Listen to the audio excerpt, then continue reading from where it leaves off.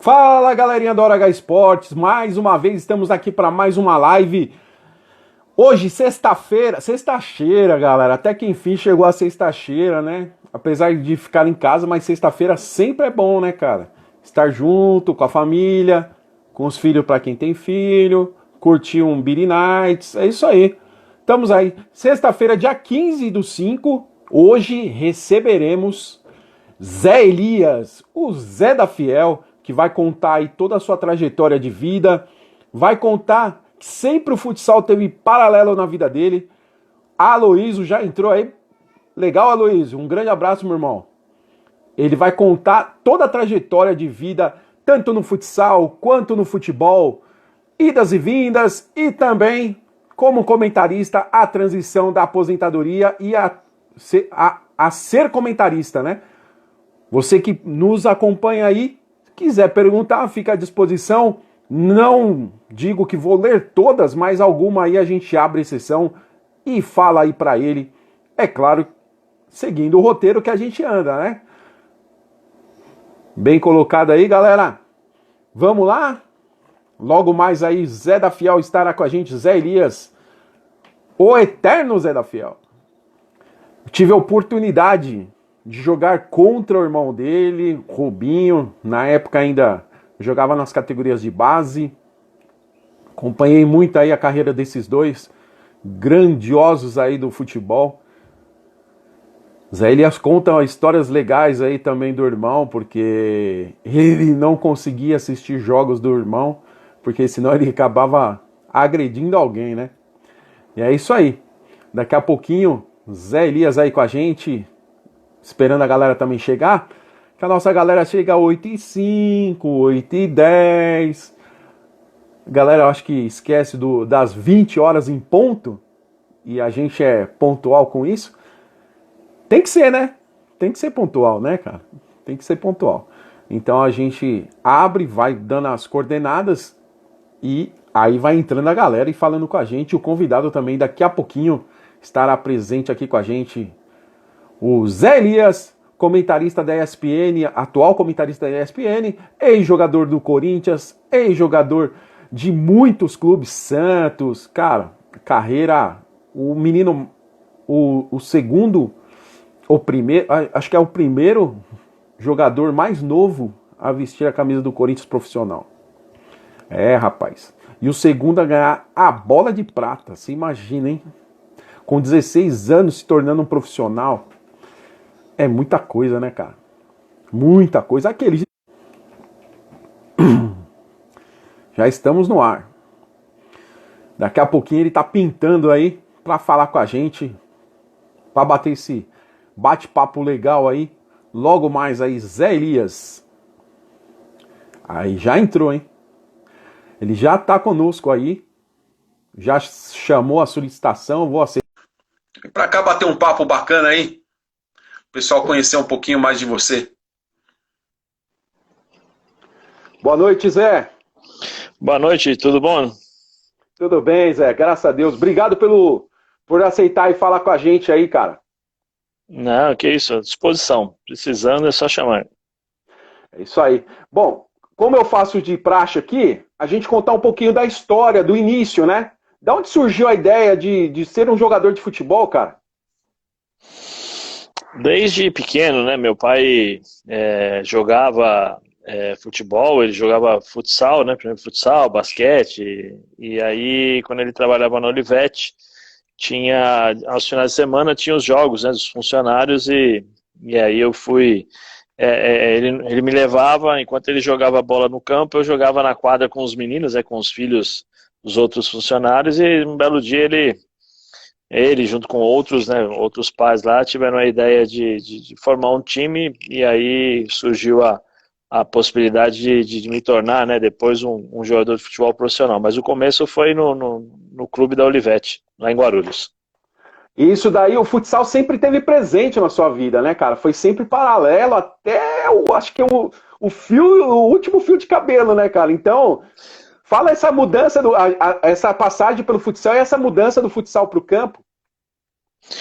Não, eu sempre joguei salão, né? Minha vida toda praticamente eu comecei no futsal. Depois, aos 12 anos, eu comecei a jogar futsal e futebol de campo, né, os dois juntos, com treinamentos de tarde e à noite, né, de manhã eu estudava, à tarde treinava no campo e depois treinava no salão, né, das 2h30 às 5, mais ou menos no campo, depois no salão das 6 às 8, isso no Corinthians. E depois, quando eu era infantil, né? Quando eu fui para o infanto, aí eu já fui para a GM em São Caetano, aí já era um pouco mais complicado, então tinha que treinar campo de tarde, né? Estudar, treinar campo à tarde, pegar metrô, trem, chegar em São Caetano, treinar, depois voltar para casa, mas o dia, a semana inteira praticamente era cheia, né? De treinamentos, tanto no salão como no campo. E o futsal para você naquela época, para quem não sabe, o futsal era mais bem pago do que o campo, né, cara? Então a galera optava mais para ficar no futsal do que pro campo, né? Muitas vezes você tinha que fazer uma escolha, né?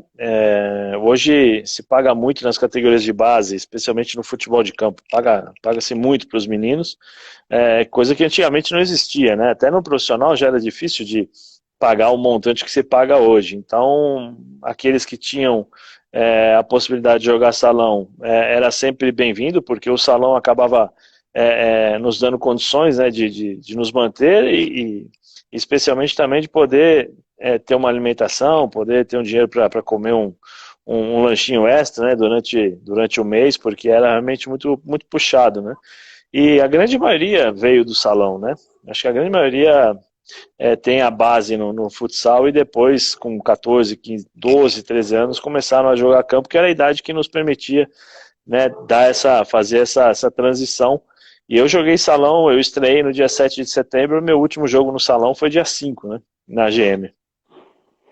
E conta um pouco quem te deu essa oportunidade, como que foi bem assim, bem cru, né, Zé? Eu comecei a jogar com 16 anos, né, no profissional. Mas quem me deu a oportunidade, quem realmente me indicou para o Mário Sérgio, que foi o treinador que me deu a chance, né, de estrear no profissional, foi o Márcio Araújo, que hoje faz parte da comissão técnica do Fernando Diniz no São Paulo, né? Ele que foi o responsável por me indicar, né, para o Mário Sérgio. O Mário Sérgio havia pedido 5 jogadores que pudessem treinar no profissional e ao mesmo tempo serem inscritos, né, no Campeonato Brasileiro. Mas não era certeza de que algum deles seriam aproveitados, né? Seriam aproveitados, desculpa, no profissional. E eu, com 16 anos, jamais, né? Naquela época, com 16 anos, praticamente a gente completava o treino do Júnior. Você imagina treinar no profissional, né? E aí eu tinha feito 2 bons jogos no Júnior, o Márcio Araújo tinha acabado de assumir, né? Me colocou para jogar contra a Ponte Preta e depois contra o Santo André no Corinthians, no Parque São Jorge, né?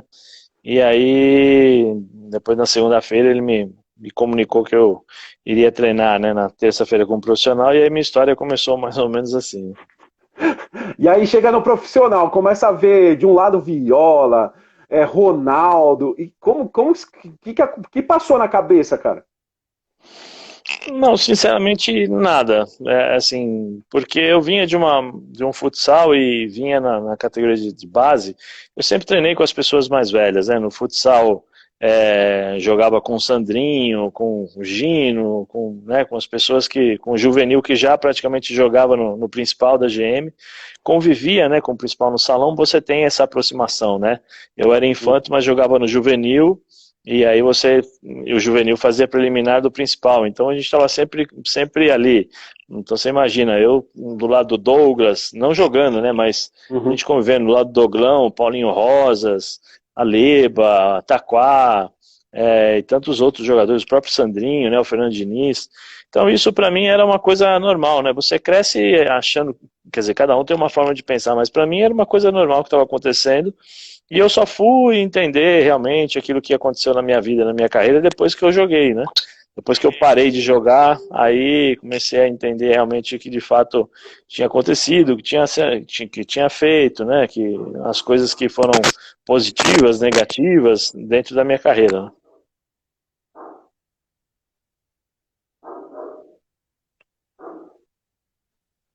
Alô? Alô? Tá ouvindo? Tá ouvindo? Agora sim. Agora não. Sumiu. Tá me ouvindo? Tá me ouvindo agora? Agora sim. Você comentou uma coisa bem legal, que naquela época teve muitos jogadores que continuaram no futsal e se tornaram astros no futsal também, como o Sandrinho, o Sim. Douglão. E vocês que saíam do futsal e foram para o campo também se tornaram grandes atletas. Você acha que falta um pouco mais hoje dessa transição de futsal para o campo, cara? Eu acho difícil, né? Porque antigamente você tinha uma possibilidade maior, né, de poder jogar, né? O futsal não era tão profissional como se tornou hoje, né? O futsal hoje também tem um mundo diferente, né? Um mundo totalmente diferente do que se vivia algum tempo atrás. Então, normalmente você tem que fazer as opções, você tem que fazer a escolha antes mesmo de chegar no profissional. E o salão você tem uma possibilidade maior, eu acho que você tem vamos dizer assim, é um investimento a curto prazo, né? Porque você com 17, 18 anos, normalmente 19, dependendo do que for, você está jogando no principal. No Corinthians, quer dizer, nas categorias de base, muitas vezes hoje você não consegue. E nas categorias de base hoje você não tem a possibilidade de jogar salão, né? Muito difícil, são raros os casos que o jogador na categoria de base consegue jogar simultaneamente campo e salão, né? Até porque hoje você tem contratos altíssimos, você tem empresários, você tem uma série de coisas nas categorias de base que impossibilitam o jogador de poder jogar salão, né? Então, por isso eu acho que é mais difícil, mas não é impossível, não. E aquela sensação quando você ganhou como o segundo melhor, já ganhou a bola de prata, cara, o segundo mais novo. Não, para mim, eu nem sabia que eu tinha sido o segundo jogador mais jovem, né, a receber a bola de prata, né? Eu fui saber, como eu te falei, depois de velho, né? Parei de jogar e as pessoas vêm. Eu convivo no meio da imprensa, né, do futebol, então perguntaram, né? Poxa, você sabe o que aconteceu, tal? Eu falei, não, pô, você foi o segundo mais novo, só perdeu pro Mauro Galvão em 77, 78, alguma coisa assim, quando o Mauro Galvão começou a jogar, acho que no Internacional de Porto Alegre, que aí ele ganhou a bola de prata, né? E eu, depois de tanto tempo, né, 77, depois o outro mais jovem foi 94, que fui eu. Mas eu só fui entender disso depois, só depois, quando conversando com o Celso Unzelt, né, com o professor Celso Unzelt, ele tem as estatísticas, ele tem os dados lá, ele me passou e falou, você foi o segundo mais jovem a ganhar a bola de prata. Foi assim que eu fiquei sabendo, depois de ter parado de jogar, né? Depois de velho, né, velho? O É, pessoal conta. O pessoal, assim, pessoal, cada um tem um jeito de jogar em cada campo diferente. Parece que sente prazer em jogar em um determinado campo. A sua casa sempre foi o Pacaembu. E como você recebeu aquela situação do 18, tendo 18 anos dentro do Pacaembu e a galera inteira cantando parabéns pra você, velho? para mim foi uma das emoções, se não a maior emoção que eu tive na minha carreira como jogador de futebol, né? Não é todo dia que você faz 18 anos, é uma data marcante, né, para um jovem, vamos dizer assim, jogando dentro de um Pacaembu lotado, né, cheio de gente e as pessoas cantando parabéns, né? Então isso é uma coisa que para mim ficou marcado para o resto da vida e sem dúvida alguma, como eu falei, é uma das maiores emoções que eu tive ao longo da minha carreira, né? Falando de emoção, tem as boas e as ruins, né, cara? Ali você já encerrando a carreira, uma situação que eu já ouvi você dizer várias vezes, problemas de dores musculares, a galera não sabe. Quem começa muito novo, também, quando chega a uma certa idade, também tem essas reações que o corpo não aguenta mais, né, cara? Foi Sim. fácil essa transição aí, ter que parar de jogar? Na verdade, eu queria parar de jogar com 28 anos, né? Quando eu saí do Santos, meu último contrato aqui quando acabou meu contrato com o Santos, eu queria parar de jogar, já não estava mais suportando não só as dores, mas o dia a dia já estava meio desgastante para mim, né? Eu tenho alguns valores, algumas coisas da minha educação que já era mais complicado de poder fechar os olhos para aquilo, né, que acontece muito dentro do futebol, e aí com as dores também, com com os problemas que realmente um atleta de alto nível tem, né? Mas a minha esposa falou, não, melhor você não parar agora, é muito novo, espera um pouquinho mais, né, vamos levando, depois quando você realmente, de fato, tiver uma idade um pouco mais avançada, né, ela disse, você toma a decisão, porque com 28 anos você ainda é um garoto, daqui a pouco daqui 6 meses você quer jogar de novo e fica difícil. E aí acabei levando até os 32, quando de fato eu parei de jogar, né, mas dos 28 aos 32 eu fui me preparando para aquilo que eu gostaria de fazer logo após o término da minha carreira, né, que era justamente isso, né, poder trabalhar como comentarista. Eu pensei a princípio em ser um auxiliar técnico, mas eu não, aí voltar, né, para a vida de futebol também, de novo, ia ser um pouco mais complicado para mim, né.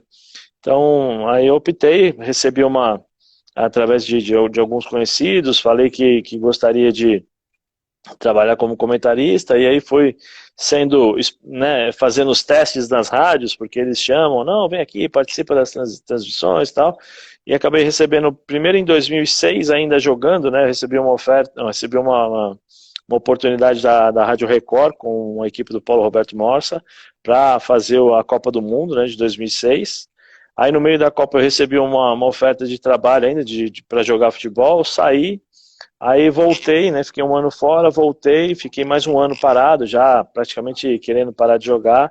Aí quando estava já quase parando, eu mesmo tomando a decisão de parar de jogar, recebi uma outra oferta para jogar na Áustria.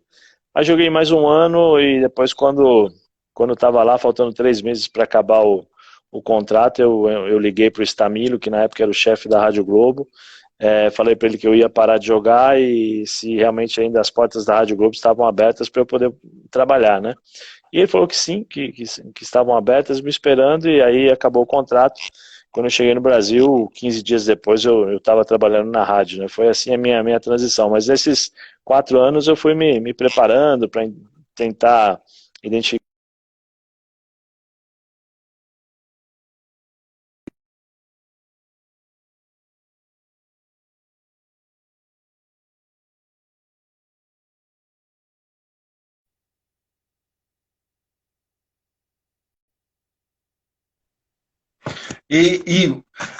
Lamentavelmente, né, cara, há poucos dias aí, você falou da Rádio Globo, lamentavelmente, a Rádio Globo passou por umas situações muito devastadoras e aconteceu o fato, né, cara? Você imaginava uma situação dessa, cara?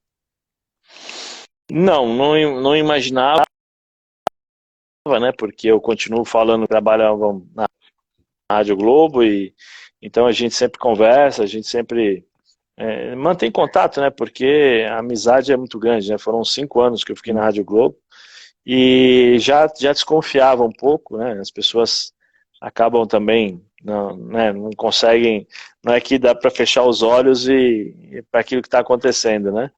E aí realmente é triste, né? Triste porque é um canhão, né? Um dos maiores é, uma das maiores rádios, né, do Brasil, infelizmente vai fechar e, assim, ainda bem que muitos profissionais ainda continuarão trabalhando, né, por causa da CBN, né, eles vão migrar para a CBN, mas é lamentável, né, a gente fica triste, eu fico bem chateado porque a minha história começou ali, né. Sim. E quando chegou na seleção brasileira, cara, a vestir a amarelinha ali pela primeira vez, conta pra gente aí um pouquinho como foi essa sensação, cara.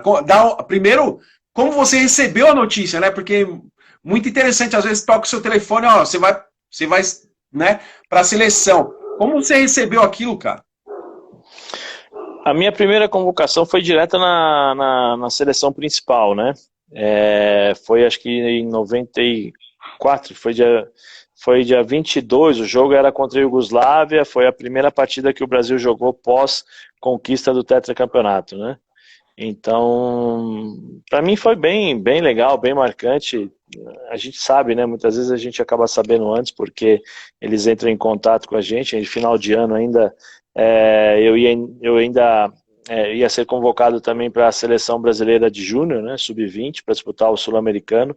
Então eu fui convocado 2 vezes, né? Fui convocado para a seleção principal e para a seleção de júnior ao mesmo tempo.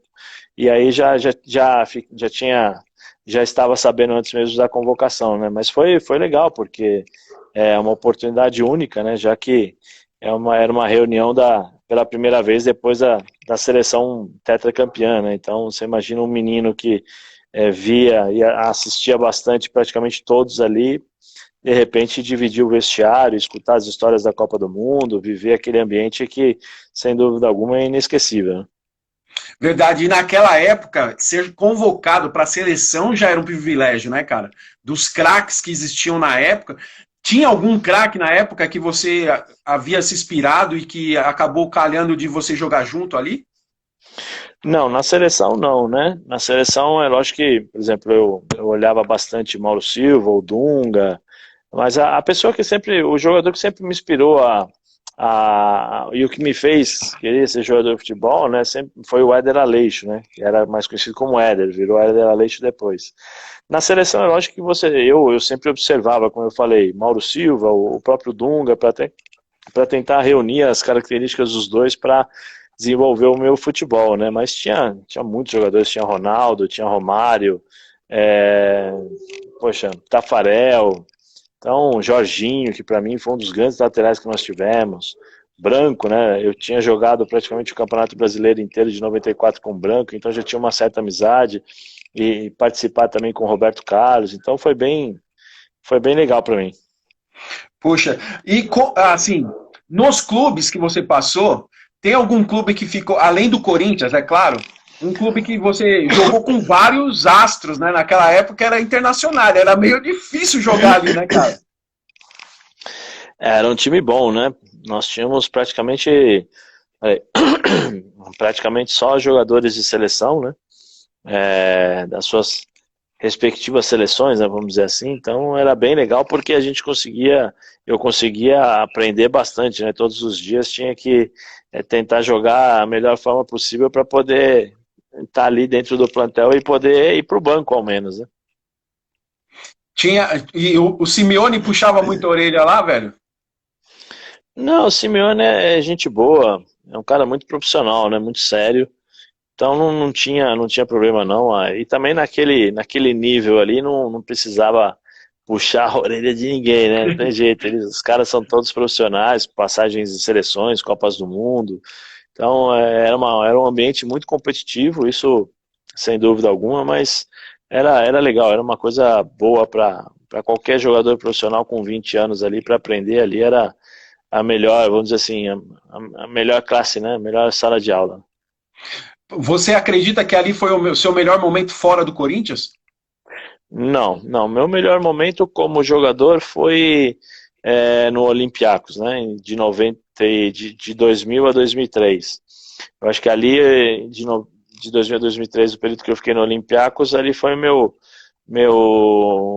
acho que foi o momento que eu amadureci como jogador, como pessoa, né? Então isso acho que um acaba completando o outro, né? O período que eu estava na Inter e no Bolonha, eu tinha 20 anos, tinha acabado de sair da Alemanha, comecei a ver uma vida diferente daquilo que eu estava acostumado a ver, até por conta do ambiente, né? Porque na Itália a dimensão da Inter era gigantesca e mundialmente também era muito conhecida. O italiano vive o futebol de forma diferente, então para mim assim foi um pouco foi legal, né? Nesse sentido, para mim, eu sempre mantive os meus pés no chão, mas eu não tinha a noção exata do que era jogar na Inter de Milão, né? Para mim, jogar na Inter de Milão era apenas jogar futebol, como eu sempre coloquei na minha cabeça, né? Então, acho que isso eu fui entender quando eu fui para o Olympiacos, que chegando lá, fui recebido no aeroporto com muitas pessoas no aeroporto, na apresentação também, gente demais, acho que umas 4, 5 mil pessoas no centro de treinamento, então isso, ali eu entendi o tamanho e a responsabilidade que eu tinha pela frente, né? Então acho que isso me ajudou a amadurecer.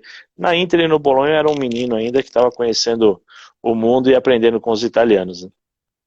Você acredita que se naquela época existisse mais staff, igual existe hoje, que o jogador desde a categoria de base, é bem preparado para evoluir no sentido tanto profissional como pessoa, você acredita que muitos jogadores daquela época fariam diferente, como você também, Zé? Não, eu acho que muitos jogadores daquela época conseguiriam fazer mais coisas, né? Conseguiriam atingir o que atingiram sem nenhum problema. E eu acho que jogadores de hoje não conseguem ser nem metade daquilo que são os jogadores do passado em relação à personalidade, em relação a caráter, em relação à formação como ser humano, né? Porque antigamente você tinha muito mais dificuldades, você dava muito mais valor àquilo que você tinha, né? Porque você sabia o preço e quanto custava isso para você em termos financeiros e em termos também emocionais e físicos por conta do desgaste que era os treinamentos, ônibus, não tinha essa mamata, entre aspas, que se tem hoje, né? Porque hoje um garoto do Júnior com 16 anos, 17 anos, está ganhando 20 mil, 25 mil, tem empresário que praticamente paga toda a despesa dos pais, e não que eu deseje mal para os meninos, não é isso, né? É sempre melhor você ter uma vida confortável. Uhum. Mas esse tipo de situação muitas vezes não te ajuda a formar o caráter, né? Porque você nunca está sendo provado da forma como você tem que ser, né? No futebol, eu costumo dizer que você tem que ser provado a cada 2 meses. Né, porque no terceiro mês, dependendo, você relaxa, né, porque sabe que está bem, então relaxa. Acho que o jogador tem que ter isso, né, tem que ter essa cobrança, e essa cobrança, infelizmente, tem que ser feita na base. O pai corrige o filho quando ele é menor, né, quando ele tem 10, 12, 15, 16, depois que o filho sai de casa, aí você não pode mais corrigir, aí fica difícil. Né, e normalmente é isso que acontece, né, os meninos dessa nova geração são acostumados, porque eles estão acostumados a escutar muita coisa que, na verdade, quando eles vão chegar no profissional, se chegarem no profissional, eles vão ver que a realidade é totalmente diferente. É isso mesmo. E eu toquei nesse assunto, cara, porque por caráter você, meu Deus do céu, você e o pessoal daquela época, assim, o que tinha que falar, falava no olho, era preto no branco. Tanto aconteceu isso, que na seleção aconteceu isso com você. E você falou, cara, em vez de você botar a boca no trombone, falar da área técnica, quando você foi cortado, você, ao contrário, você elogiou os caras, cara. Tanto é que o Ricardo Teixeira soube disso e soube reconhecer isso. Conta pra gente aí, cara. Não, esse foi foi desculpa, foi no pré-olímpico de Tandil, né, na Argentina, em 96. Eu fiz toda a preparação, nós fizemos acho que 2 meses de preparação para disputar o torneio, né, o pré-olímpico. Aí um dia antes da disputa do torneio, no treinamento de sábado, nós íamos jogar no domingo, meu joelho inchou, acabou o treino, meu joelho inchou, sem ter feito nada, né, simplesmente inchou assim, mas ficou muito grande o joelho. E aí saí dali, fui fazer ressonância, fiz um monte de coisa, nos exames não deram nada, deram só que o joelho estava bem inchado, com água no joelho, né, usando uma expressão mais simples, né, para as pessoas entenderem. E tanto o Zagallo como o seu Américo Faria, o médico e o pessoal da comissão acharam melhor me cortar, né, porque como não sabia o que poderia acontecer, porque poderia melhorar como poderia piorar, né, a situação, né. Então eles me cortaram. Quando eles me cortaram, eu fiquei bem chateado, porque a preparação inteira, né, estava fazendo ali com os caras, né, com os jogadores, eu fiquei bem chateado aí e eu tinha que ir embora na madrugada, né. Então eu peguei, escrevi uma carta agradecendo, né, deixando o pessoal da comissão tranquilo, eu sabia, mostrando para eles que eles tinham feito a coisa certa, né, e agradecendo também aos jogadores pelo convívio, que eu tinha certeza que eles iriam conquistar a vaga para a Olimpíada, aquelas coisas todas. Eu pedi para o Caio entregar para o Zagallo. Aí entregaram para o Zagallo e eu fui embora na madrugada, né? E aí, nesse período, teve acho que não sei se foi um jogo, foi um treinamento, eu não sei em que parte que foi, que o Zagallo deu uma folga para os jogadores. O Arilson me parece que não estava muito satisfeito, porque ele era reserva do Souza, né?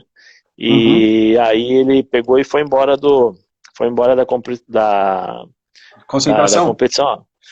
Meu amigo tá aqui, ó, falando com a gente, o André Mazzantini, lá da Itália. Tchau, nono, vecchio! Oh, que legal! Prende por parte! Então, tá colocando a perninha ali. E aí o Zagallo pegou essa carta e utilizou essa carta para fazer uma comparação, né, entre aqueles que eram profissionais e que davam valor à camisa da seleção brasileira e aqueles que não tinham noção da importância que era disputar e jogar com a camisa da seleção brasileira, né? E aí o Ricardo Teixeira ficou sabendo disso também, mandou fazer uma carta, falou que eu participaria da premiação, aquelas coisas todas que de fato realmente aconteceu, né? O pior momento ali, já vamos mudar para o encerramento como jogador e a entrada como comentarista, né? Aí, primeiro, você sentiu muita diferença quando você entrou, até você se adaptar como comentarista, ou como você já teve uma estrutura, desde o futsal, igual você havia falado, que para você levou numa boa, cara? Não, eu levei numa boa, né? Lógico que você tem que se adaptar, porque quando eu comecei a trabalhar na Rádio Globo, nós tínhamos 3 locutores, né? Era o Oscar Ulisses, o número 1, o Silva Júnior, o segundo, né? E o Gustavo Villani, que hoje está na Sport TV, era o terceiro locutor. Então, o que acontece? Cada um tem uma linguagem, tem uma forma de trabalhar. Você tem o Oscar Ulisses, que é muito técnico, que você faz o jogo do lado dele, você não escuta a voz dele, de tamanha é a técnica que ele tem para narrar um jogo. É o Silva Júnior, que é já um cara mais despojado, então ele gostava de fazer o jogo e a gente conversando durante o jogo. E o Gustavo Villani tinha acabado de começar, né, naquela época, a ser o locutor, né? Ele era o terceiro, então fazia alguns jogos e tal. Então eu tive que me adaptar, né, em relação a cada técnica a técnica de cada um, né? Então isso para mim foi uma grande escola, né? O Oscar Ulisses, eu levo até hoje isso comigo. O Oscar Ulisses, uma das primeiras transmissões, ele falou assim, olha, ele já tinha uma liberdade, né? Porque a gente fazia os programas, e ele falou assim, comentarista é curto, são 15, 30 e 45 minutos. 3 vezes eu vou te chamar em 45 minutos. Mais do que isso, já vai estar falando demais, né? Brincando comigo. Mas de fato, era uma técnica que ele usava justamente para marcar, né, o tempo e ao mesmo tempo dar a condição para o comentarista fazer vamos dizer assim, um resumo daquilo que tinha acontecido no jogo até então, né? Então a rádio para mim foi muito importante. E aí depois você vai aprendendo, né? Vai aprendendo, tanto que hoje eu trabalho na televisão, mas eu sou apaixonado por rádio, né? Para mim, dentro da rádio a gente tem, você deve conhecer, tem aquela coisa que o pessoal fala, né? Que peraí, ó, o Mazzantini tá me mandando que vai dormir, que tá tarde. Valeu, Tonono, vai dormir, prende il latte.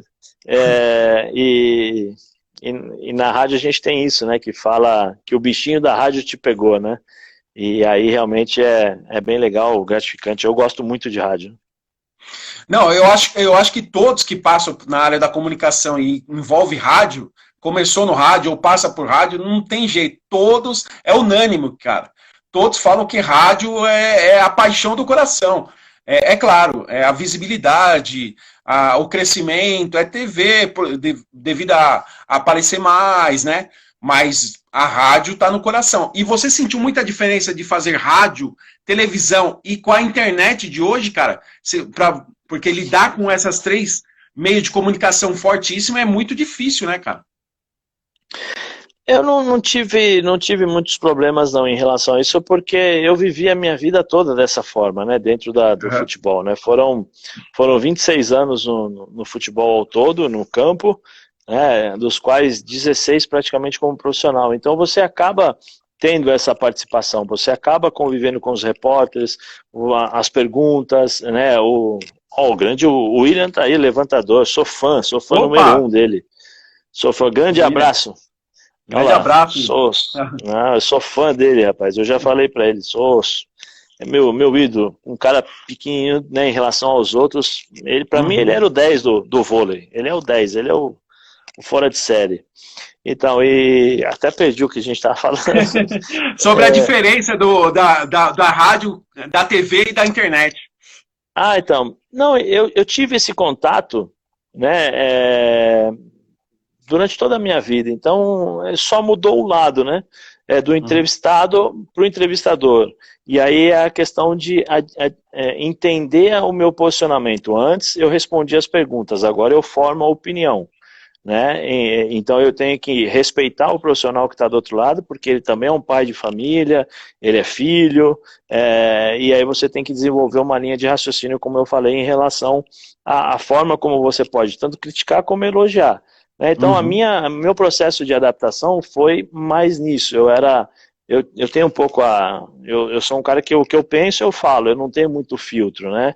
Então, no começo foi um pouco complicado porque eu falava o que eu pensava mesmo, agora eu continuo falando o que eu penso, mas uma outra linguagem que o tempo vai te dando, né? A experiência vai te mostrando como você pode reagir a determinadas situações.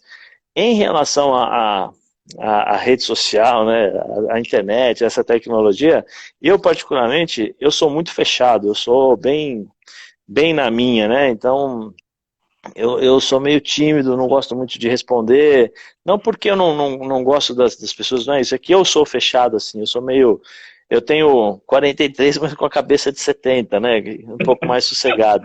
Então eu não tenho muito problema não, é lógico que a gente tem que se adaptar às situações.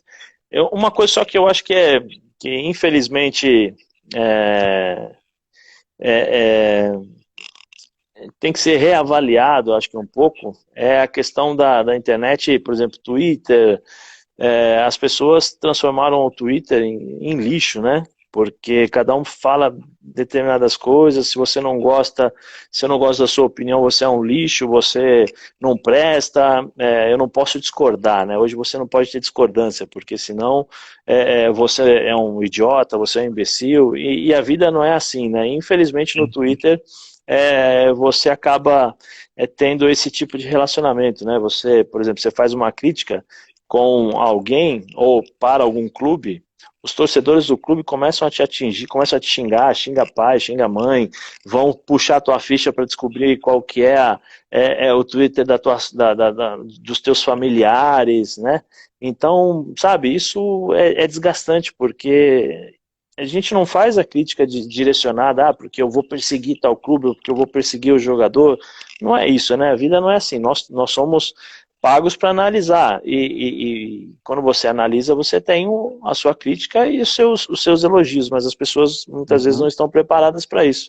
E aí para mim é um pouco desgastante. Eu dei um pouquinho eu estou um pouco mais tranquilo em relação ao Twitter nesse aspecto, né? Porque antes realmente eu ofendia muito meus filhos, esposa, minha sogra começou também a ficar muito nervosa. Eu falei, não, deixa isso pra lá, porque não vale a pena, não. O importante é a gente deitar na cama e dormir e saber primeiro a pessoa que eu sou, o que eu estou fazendo e a honestidade pela qual eu estou fazendo o meu trabalho. Isso é o mais importante. É bem por aí, Zé. O William até comentou, atrás do Avatar é fácil criticar os outros, o trabalho dos outros, né, cara? Não, mas tem muito isso, né? Infelizmente tem muito isso. Mas isso é uma coisa que a internet dá essa possibilidade, né? A internet, ela te levanta, como nós temos aí várias pessoas que têm uma carreira consolidada na internet e aí a gente tem que bater palma, né, por conta disso. E tem pessoas que são realmente esmagadas, massacradas por conta de algumas opiniões que são apenas opiniões diferentes. E aí não tem nível, né? E, infelizmente a gente acaba entendendo por que o nosso país vive uma situação que nós estamos, né? Na situação que nós estamos. É bem por aí mesmo. Cara, para quem não te conhece, você falou, sou fechado, sou, né, sossegado, mas ninguém sabe das imitações que você faz, das brincadeiras que você faz. Sei. E uma das brincadeiras, às vezes, gera uns problemas, né, Zé? Não, foi uma...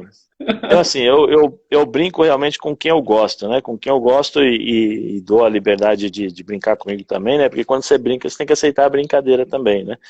Então, aí tem, né? Aí eu lembro um pouco do vestiário do futebol, que é um ambiente sadio, né, em relação a esse tipo de coisa. Então dá pra... Eu sempre tive a facilidade, né, de imitar, de brincar com as pessoas, mas a última vez não, né, eu fiz algumas imitações do Vanderlei, né, e na época que eu fiz uma no resenha, no dia seguinte eu fui conversar com o Palomino lá, e o bicho pegou pro meu lado, né? Até ele brinca, né? Ele fala, pô, você só tem que saber qual a forma de falar, né? Às vezes nem sempre a forma, né, cara? Que é uma coisa que a gente vai aprendendo com o tempo, não tem jeito. Não tem jeito. Eu até brinquei com o Ale esses dias, o Ale falou, cara, rádio, TV, internet, pra mim é a mesma coisa. Eu falo a mesma coisa pra rádio, falo a mesma coisa pra TV e falo a mesma coisa pra internet. Não, a gente tem que saber, né? O Ale, embora o Ale tenha uma posição diferente da minha, né? O Ale é comentarista, mas ele exerce uma outra função, né? Que é de comediante também. Ele tem esse tipo de trabalho que é bem legal. Eu não tenho esse lado, né? Eu não, a minha profissão realmente é comentarista de futebol. Então, são mais em momentos, por exemplo, no resenha. Quando a gente tem muita intimidade com os participantes, né, com os convidados, porque ou jogamos contra, ou jogamos ao lado, né, juntos com ele ali, então fica muito mais fácil, e o Vanderlei, eu tenho uma relação de amizade com o Vanderlei muito grande, uma admiração por ele também, pelo treinador, né, muito grande, então isso facilita. E no resenha, quando o resenha começa, 9 horas da noite, né, os convidados chegam às 8. Então a gente fica conversando ali das 8 até as 9, a gente fala que é fazer o esquenta, né? Então ali começam a surgir os papos, o que nós vamos conversar no programa e tal, e aí o apresentador vai pescando, né? Vai marcando ali, para quando chega a hora do programa, ele joga no ar e aí a gente começa a conversar, né? Mas foi uma vez só e foi legal. Foi bem legal. Mas o legal é que todo mundo levou na brincadeira, né, Zé? Todo mundo entendeu a brincadeira, né, cara? Foi tipo, ainda bem que o povo entendeu a brincadeira. Porque o que você acabou de falar aí do Twitter é isso aí. A galera não diferencia uma brincadeira de uma ofensa, né? Mas, relevando isso, tem alguma situação cômica que você passou aí, tanto como jogador ou como comentarista, que você pode contar? Porque tem várias, as melhores não podem, né? Bom, cômica já não sei, assim, não sei se é cômica, né? Teve uma vez que eu estava jogando no Santos e nos últimos 3 meses do meu contrato no Santos eu tive muitos problemas físicos, né? Porque eu estirei a perna, tive rompeu, né? O músculo, tinha um estiramento e aí o Galo precisava que eu voltasse a jogar rápido, né? Porque ele estava sem jogador, então o tempo de cicatrização, o tratamento eu antecipei, né? Eu encurtei, então eram 30 dias para poder ficar bom, eu em 15 dias estava jogando, então nunca fica bom, né? É você costurar com o pano velho, né? Então eu entrava, jogava um jogo, no segundo jogo eu machucava, então, e teve uma vez que acho que o Santos tinha perdido uma partida e eu não joguei, e eu fui no cinema à noite, na última sessão, porque eu tinha feito tratamento e tal, peguei minha esposa, fomos no cinema, não tinha ninguém praticamente no shopping, né, tava fechado, era só pra quem... E aí tinha um cara de uma loja, eu subi a escada rolante, e ele falou assim, pra jogar tá machucado, agora pra vir pro cinema tá bom, né, era 10 horas da noite, então assim... Foi engraçado, né? Foi bem engraçado. E na rádio, na rádio tem uma situação bem legal. Eu tenho o Oscar Ulisses como um pai, né, para mim, né? Uma pessoa sensacional. E eu sempre brincava com ele brincava muito com ele durante as transmissões. E normalmente antes dos jogos, né? Um dia antes eu faço o estudo do jogo, os principais personagens, né, os jogadores e tal, e levo depois durante o jogo, você vai, dependendo da possibilidade, você vai soltando os dados que você estudou, né? Só que aquele dia eu sacaneei tanto o Oscar Ulisses, que era no Morumbi, sacaneei tanto, que ele pegou meu caderno e jogou lá de cima da cabine. E eu fiquei sem caderno, fiquei sem nada, então foi na raça mesmo o jogo, né? Praticamente o segundo tempo inteiro foi só comentando em cima daquilo que estava acontecendo na partida.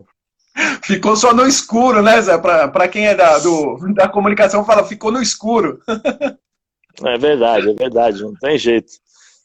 O pessoal tá perguntando aí sobre o seu irmão, cara. O Chavelino pergunta O, aí sobre o Rubinho. o Rubinho tá. Ele parou de jogar, né? Acho que o ano retrasado ele voltou pro Avaí.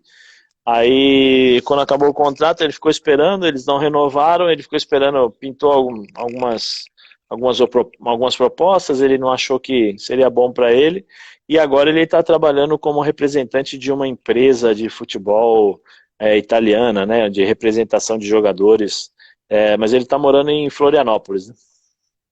Ó, o Clarkson. Zé, Meu meu amigo, amigo. o Clarkson jogou comigo nas categorias de base, ele faz um trabalho sensacional, né, no Rio de Janeiro com as crianças lá. Então é um cara do bem, do bem. Como é ficar confinado em casa? É isso Assim, aí. é ruim porque a gente não pode fazer a nossa vida, né? Fazer as coisas, as nossas responsabilidades, Uhum. mas às vezes eu tento tirar sempre o lado bom, né? Porque senão daqui a pouco eu vou estar dando cabeçada na parede, se eu ficar olhando sempre o lado ruim das coisas. O bom é que estou ao lado da família, a gente curte mais os filhos, aproveita um pouco mais a companhia deles, né? E isso é um tempo que normalmente no dia a dia a gente não tem, né? Porque um vai trabalhar, o outro vai para a escola, um estuda de manhã, um estuda à tarde, só se vê à noite na hora da janta, a esposa trabalha, a vida é corrida de todo mundo, né? Então, nesse tempo aqui dá para aproveitar pelo menos os filhos, né? Verdade, cara. Então, eu falo que são coisas que parou. O mundo tava precisando de uma parada dessa, cara, porque nós tava sem direção. Tava um atropelo em todos os sentidos, cara, da vida, né? Então, às vezes, uma parada dessa é para você refletir e pensar o que nos pequenos detalhes que às vezes passa desapercebido durante o dia, né, cara? Na correria, né, a gente não vê, né? A gente não entende o que acontece, né? Até porque a gente está tão concentrado em fazer as coisas direito, né? Em Uhum. proporcionar, por exemplo, uma qualidade de vida para os filhos, em dar para os filhos uma possibilidade uma possibilidade melhor, né, do que eu tive no passado. Uhum. Então isso muitas vezes a gente acaba atropelando, né? Muitas coisas, um beijo, um carinho, um abraço, isso é legal, né? É isso mesmo, cara. Bom, ô Zé, nós vamos se encaminhando já pro final aqui. Nós estamos quase uma hora conversando aqui, você acredita, cara? Passa rápido demais. Passa rápido. Papo E bom a passa gente, rápido. verdade, a gente faz uma brincadeira aqui no final, cara, que eu vou te falar 5 palavras e o que você pensar aí você fala. Não precisa ser uma palavra, pode seguir a linha de raciocínio aí, beleza? Sim, beleza. Ó, a Paula tá dizendo aqui se eu sou guarulhense. Sim, sou de Guarulhos, nascido e criado lá, e tenho saudade, sim. Tenho um grupo de WhatsApp de todos os meus amigos lá de Guarulhos. Guarulhos que revelou bastante craques também, né, cara? Tanto no Sim, futsal quanto no muitos, campo. muitos, muitos. De Guarulhos tem Marques, Edu Gaspar, né? Tem tantos Uhum. jogadores ali de Guarulhos, saíram de Guarulhos. Saíram de Guarulhos e saíram do futsal. Sem dúvida. Bom, vamos lá. Família, É fundamental, estrutura. futebol, Minha vida, né? Corinthians, Peraí que tem várias coisas que eu posso definir o Corinthians. A porta mais importante. Gaviões da Fiel, Inigualável, incomparável, única. ser comentarista é? É bom, não tenho que tomar remédio depois do jogo, nem colocar gelo no joelho, né? Não ficar deitado no chão por causa da fratura na vértebra, tá tudo tranquilo, é melhor, é bom. E para finalizar, ESPN. Minha vida. Obrigado, Zé. Obrigado mesmo de coração, cara. Temos alguns amigos em comum que fez isso acontecer aqui, né, cara? E toda noite, ou a cada um dia sim, um dia não, eu sempre trago alguém, não só do esporte, mas como da música, do teatro. E muito bom esse papo aí, o pessoal que te conheceu, o pessoal que não te conhece realmente como é o Zé Elias, como foi o Zé Elias. Muito obrigado aí pela presença aí e agradeço de coração mesmo, cara. Não, eu que agradeço a oportunidade de estar falando com você, né? Você é amigo do Sandrinho, e o Sandrinho é um irmão, né? Um cara que me ajudou muito na época de futsal, então tô sempre à disposição aí, o que eu puder fazer para te ajudar, dentro daquilo que eu posso, né? Que eu tô aí. E é um prazer falar com todos que estão aí, né? Obrigado pela audiência aí. Obrigadão, Zé. Só mandar um abraço pro William. Sou teu fã, William, você sabe disso. Muito, é verdade, William. Um grande abraço e sucesso para os dois aí. Se cuidem, Zé. Você também. Um abraço a todos e fiquem em casa, hein? Fiquem em casa. Hoje o mais importante é a vida. Verdade. Grande abraço, amigo. Tchau, até mais. Um abraço a todos. Até mais. Tchau, tchau.